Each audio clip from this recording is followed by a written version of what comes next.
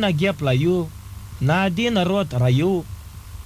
Iată навстречу vin cu o bătălcă de gin, 3 pațanei ca 3 băjorei. Tăți 3 zblatnăie și au pazăvnăie. Unul jorică, moldavanul lecu țâcă, slobod grăiește, numai moldavnește. Altul italian, vengăr pațan. În microfon el strigă și familia-i figă.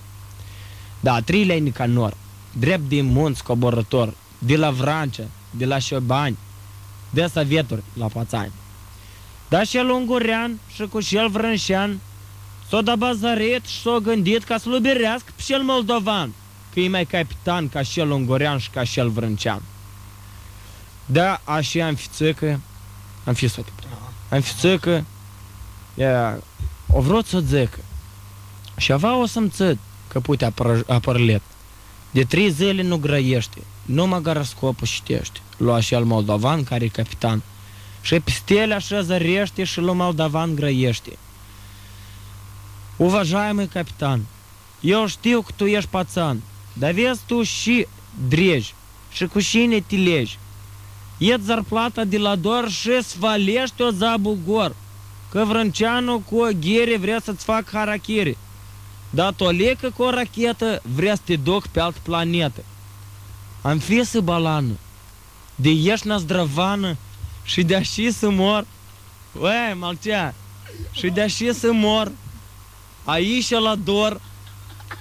Să spui lui vrâncean și lui ungurean să mă îngroape pe aici pe aproape, la Cricova în Beș, să beau jinuri răși, sau la Vitanta în ogradă, toată lumea să mă vadă. Asta să le grăiești, asta să-i gruzești. Dar eu ți-o mai spune ție, catafalcul meu să și de la Taxin 906, unde tehasmotru este. Dar să scriu când mai culca, tu sub piernă ni-i băga microfonul meu, în care vorghem eu. În mâna dreaptă să-mi dai să țin o butele de gin, dar în stânga un colac și o butâlcă de pivă arc. Dar la capul meu să și un mag cu discuri blatnăie. Lunină când a da, Solaris ne-a cânta. Pățanii s-or strânge și pe mine m-or plânge cu lacrimi de sânge. Dar tu, anfițică, să slidești, lor slibazărești, lu Costică Drapelcă, lu Mișa Grelcă, că eu m-am însurat și m-am cununat cu o padrugă frumoasă, Mr. Kipr, aleasă. Și la nunta mea, zdop și zdop va cânta, gândomăță și saleare-ți da în balan și cu catarsis.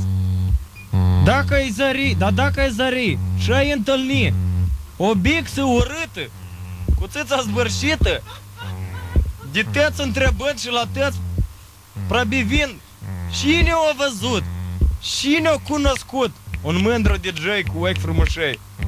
Apoi să-i spui că nu știi unde-s eu, fa. Ia că asta era Miori.